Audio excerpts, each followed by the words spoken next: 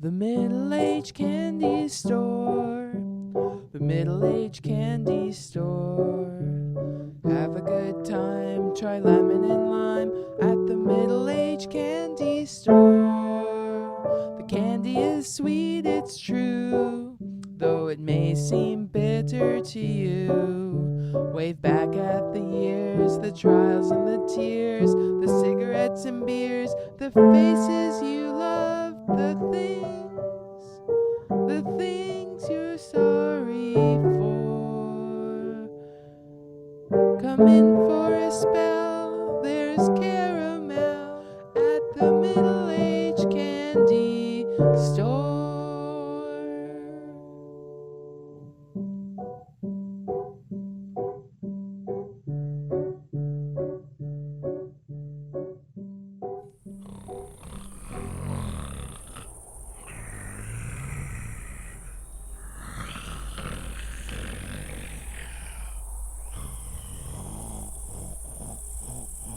Hey there, everyone, and welcome to the Middle-Aged Candy Store. My name is Karen, and I am the manager. Of course, I'm not in the store right now. I'm in the Black Forest in Germany, trying to keep it down, as I'm sure you can tell. Never mind the snoring. I'll explain in a sec. So welcome to my series on candy store management. Episode 6, Negotiating. When you negotiate, you always need to know your position, and ideally you have to start in a position of power. That's what I'm doing here, improving my position. You see, that snoring in the background, it's a Gorak. A hideous, mythical beast whose breath is a prized ingredient of many incantations, or so my witch friends tell me. I'm about to start negotiating all of our candy contracts, so I'm trying to engage the dark arts, as usual, to improve my position. I have a little vial here with which I hope to catch the breath of the Gorak, concoct an aggressive concoction to use against my opponent, and improve my position.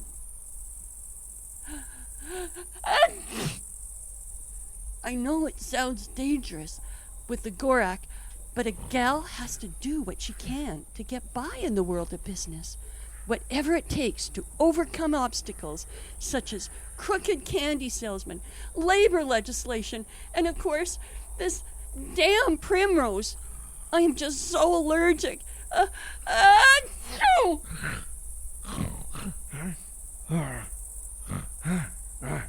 Oh no! The Gorak awakens. Its menacing growl and one horn upon its green forehead frightens me, folks. I must be silent and still. Hello? Who's there? Is somebody there in the bushes? Hello? Hello? I see you there. Come out in the open where I can get a look at you. Hi? What are you doing skulking in the shrubs, you nut? Are you, stalking me? No. Wait. Let me guess.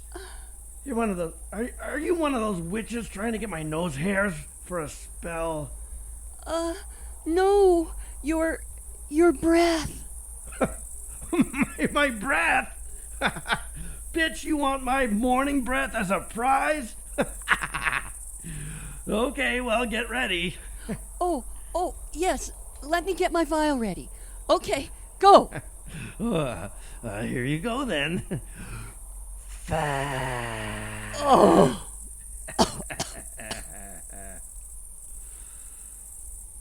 Alrighty. Good enough, then? Yeah. Okay, well, better hurry along, then. You'll miss your flight. Oh, right. Thanks for helping out. Folks, go ahead and give this a listen, and I'll be back with the results of the spell.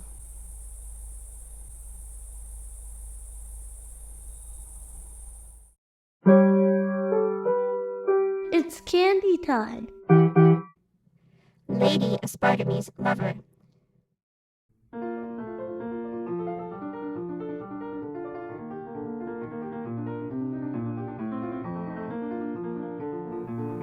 Death has come to High Dudgeon. This historic castle, bristling with lords and ladies, butlers and boot boys, footmen and fooling around, is now bustling with quite a different activity. Inspector Monocle, famous for his success in the Five Kippers murders, arrives on a dark November evening and investigates. Oh, Inspector Monocle! How dare you speak of such horrid things to me? Death and blood and murder. I am but a delicate young flower. Matters of this kind besmirch my purity. Lady Aspartame, I must insist you answer my questions. A man has been murdered, foully murdered, and it is your duty as a daughter of England to bring his killer to justice. Now answer my questions. What did you know of the slain man, Tom Hardhands? Tom Hardhands? Yes, Tom Hardhands. Nothing. Little to nothing. He was one of the gardeners, or he was a stable boy. Oh, I don't know. Only that he was handsome. Yes, I understand that he was handsome. Very handsome. Yes. Blonde hair, strong hands, and smoldering eyes. The kind that look right through you. Oh, I do love it when a man looks right through me, don't you? Yes. Now, this man, Tom. Sometimes when I walked the grounds of High Dudgeon, I would see him working in the stable or the garden or whatever it was he did, stooping and stretching and working with those lean, strong arms of his, and I would find myself held in those arms, and, well, as I said, I knew hardly anything of him. Aspartame, you lying little slut! Go away, Sisibeth! This is my interrogation. Oh, dry up, Sparty. Inspector, let me introduce myself. I am Lady Sisibeth Cleft-Tongue, and if you want to know all the dirty deeds of High Dudgeon, you need only ask me. And I can tell you that my cousin, Lady Aspartame Dudgeon, is telling you a pack of lies. She certainly knew Tom Hardhands about as well as anyone could. She's been sleeping with him for weeks. Sisibeth! How could you? My reputation is ruined. Well, Lady Aspartame, as a matter of fact, you've been spotted having carnal relations with Mr. Hardhands in the summer house. Oh, anything can happen in the summer house. On the roof. It was a dare. In the fountain. Name one person who hasn't had sex in a fountain. Just one. I dare you. At any rate, your proclivity for Mr. Hardhands' company is, well publicized. Now, Lady Sissypants. Lady Sisibeth, if you please. Lady Sisibeth, what were your relations with the dead man? I didn't have relations with him of any kind when he was dead. Quite. But when he was living? Oh, I hardly knew him at all. Why, Inspector? It seems like my cousin is less frank than she would have you believe. Come clean, Sisibeth. You've been sleeping with Tom for even longer than I have. Oh, you never like to share. Ladies, please. Inspector Monocle, I didn't speak before out of a misplaced sense of family loyalty, but if anyone killed poor Tom Hardhands, it was this nymphomaniacal harpy you see before you. My cousin, Lady Sisibeth Cleft-Tongue. Shut your mouth, you little fool. You're just jealous because he liked me better. Ha! What did you say? I said ha! It's what poor Tom Hardhands would say as we laughed together at your pitiful amateurish vagina. Sissy, how could you deceive me? And with a stable hand. Actually, I think he was a gardener. Inspector Monocle, this is my fiancé, Lord Charmingham. Lord Charmingham, the great detective, Inspector Monocle. And to think I was going to make you my Lady Charmingham. Having it off with the staff. It's just not done, old girl. Oh, come off it, Charmy, as if I didn't know. Oh, not this again. I told you it was just one time. I'm very open-minded, darling. I told you as much when I caught you and Tom together in the kitchen garden. I was simply trying to show him... Honestly, I don't see why we both can't enjoy carnal relations with the staff. Only I do wish you wouldn't be such a prig about it. Oh, look, it's Auntie Dudgeon. Mummy! There, my dear. Inspector Monocle, how dare you question two innocent young girls without a chaperone present? It is quite unsuitable. With respect, milady. My good man, you will refer to me as your grace.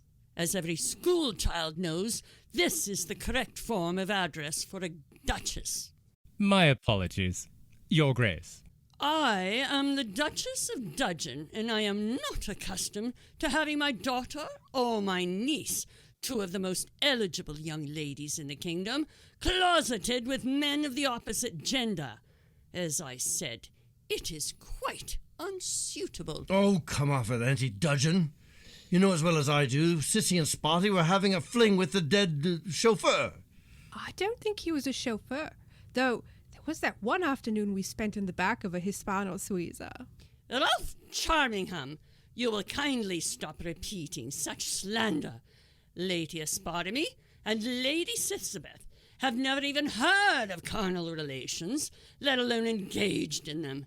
Isn't that right, girls? Yes, Mummy. Yes, Auntie Dudgeon. Good. Now that we've cleared that up... Your grace!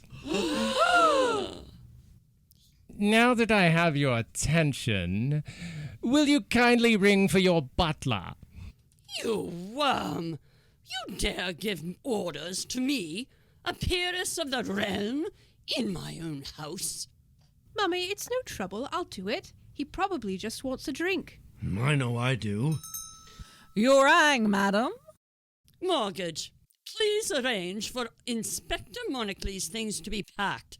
He will be leaving us. Now, just one moment. All of you, I will be leaving High Dungeon very soon, but I will not be leaving alone. That's right, ladies and gentlemen. This very night I will be making an arrest for the foul murder of one Tom Hardhands. Oh, I do hope it was Sissy. Shut up, you little twat. Mortgage, on the night of the murder, you claim that you were polishing silver in your pantry and thus could not have slain Hardhands with a pitchfork. Is this true? Certainly, sir. Then how do you account for this? For what, sir?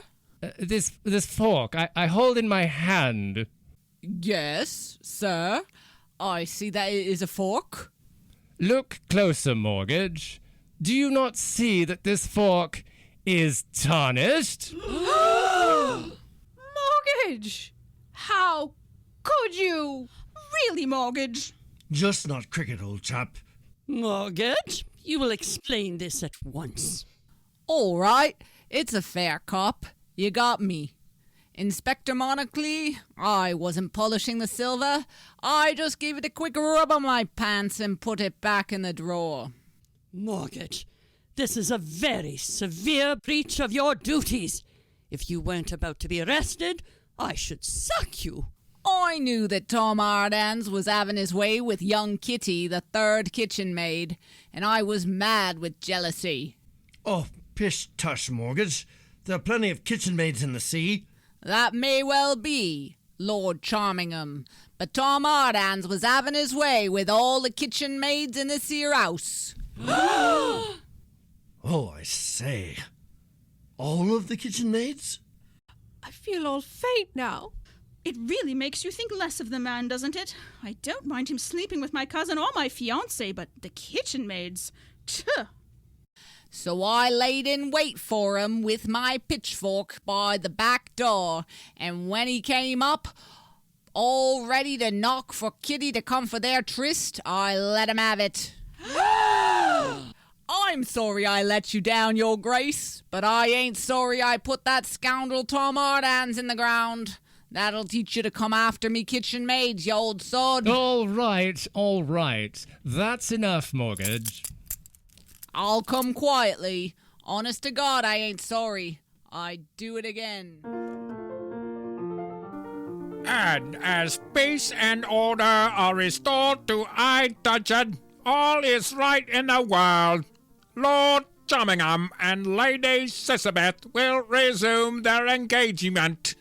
Lady Aspartame will pine until another strong young gardener enters her life, and her grace, the Duchess of Dudgeon, will resume her willful blindness to the extracurricular activities of her young relations. Until next time, Dudgeon bids you adieu.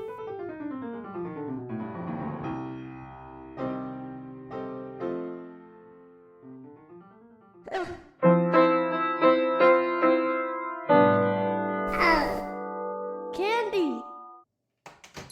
Hey, folks. Welcome to the candy store.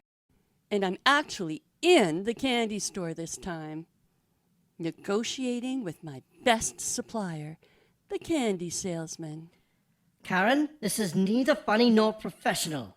Yep, that's him. I shrunk him to a height of 6 centimeters and put him in this jar with holes poked in the top with my jackknife. My Candy Salesman. Yep, the spell worked. In all of my years in the industry, I have never. Well, when I noticed the invoice for the chocolate-filled hot tub, a large expense which I never authorized, how do you think I felt? Well, I explicitly asked the desk clerk if she had the authority, and she confirmed. Yeah, and I understood that there was a centaur thrown into the mix to sweeten the deal. Do you think I was born yesterday? Oh, well, I don't know. Centaur? You sure happen to know the centaur mighty when you visited me in prison. Are you trying to say that one just happened to be in the store that day? Here's what we're going to do. We're going to negotiate. I want a 10% discount from now on, across the board, until I recoup that 10 grand. Then 8% after that, while our listeners listen to this. Karen, be reasonable. That's the offer. You think it over. Better yet, think it over from the inside of the gumball machine. And while you are thinking, our listeners can check this out. I like candy. Slobbering Vandals support group. I don't know. Are we in competition? What do you think? I don't know. I don't think we're really in competition. Are you competing with me right now? I'm not Folks, really competing with you right we now. need to get started here. Probably talk maybe a little Folks, more. we need to get started here. Hello. No, but I don't Thanks. really feel like Thanks, we're in Morphe. competition. Batrina? Okay. No, we're not. Folks, and you out there on Zoom, welcome. Hello. This is the meeting for our fundraiser, the silent auction for our group, our support group for Slobbering Vandals. Welcome. Now, the fundraiser is only a few weeks away, so we're closing in on the finer points of the event. I'll put our committee heads up in a minute, but let's make sure that we keep to time, okay? Great. First, I'll ask our treasury lead, Morphe, to speak. Morphe? All good. Thanks, Dudgeon. Doughton. Well, we are hoping to use our funds this year to buy new spittoons. And the ones we're looking at are, well, they're just wonderful. They are Gimoku Japan hand-blown glass receptacles. Really something. Here's the picture in the catalog. So we're really hoping to get a lot of these. So they'll last a long time this time. Our pottery costs have been going. Our pottery costs have been really going up, and I mean up. So hopefully we'll get something that works for once. Thanks, Morphe. Okay, moving on to Batrina. Bets? Well, yes, thank you. We are still plagued with some problems, I am crestfallen to say yet again. The big problem is that we were donated all of these Dukes of Hazzard throw pillows with a picture of a car sporting the Confederate flag. And we had my niece Smoofy try to black them out. And now we've got, I don't know them, but them Duke boys are now driving around as sort of redneck communards. None of it makes any sense. Anarchists they be, driving an orange 1969 Dodge Charger with the flag of no nations. I just don't... Well, I don't know either. Andre, up in the space station, are you on? Yeah, Wilco. No updates from here. I'm good. Over. What's going on? Who are you? Oh no! It's... A three-pronged series of incursions enters the meeting room. Wave 1, the scheming emus to map out the incursion. Wave 2, the dolphin hairdryer salesman.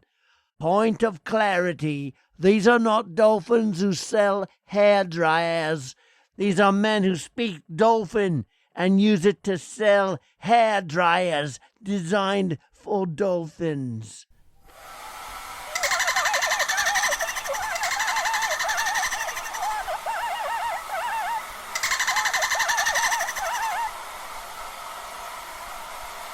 They clean up the slobber to the chagrin of most everyone. And wave 3, the gloating and smug, yawning gigglers.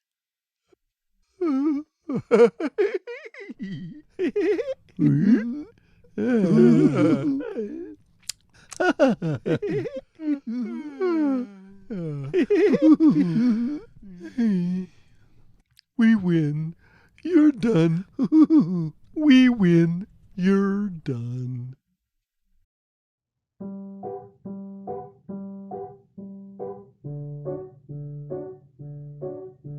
Thank you for listening to The Middle-Aged Candy Store, produced by The Gathering. Podcasts appear every first and third Tuesday of the month. Lady Aspartame's Lover was written by Kristin Mueller-Heaslip, performed by Michael Giel, Tony Culverwell, Rachel Perry, Kristin Mueller-Heaslip, Donnie Febbleston, and Karen Loomer, and produced by Kristin Mueller-Heaslip. Incidental music by Johann Sebastian Bach, performed by Kristin Mueller-Heaslip. Slobbering Vandal Support Group was written by Donnie Febbleston, performed by Megan Liley, Kristin Mueller-Heaslip, Karen Loomer, Tony Culverwell, and Donnie Febbleston, and produced by Donnie Febbleston. Intro and interstitial segments written by The Gathering and performed by Karen Loomer and Donnie Febbleston. Theme music by Donnie Febbleston and performed by Donnie and Linda Febbleston. All sound effects are licensed under Creative Commons 0. Full credits available in the episode notes. Sound design by Donnie Febbleston. Come in for a spell, there's Karen.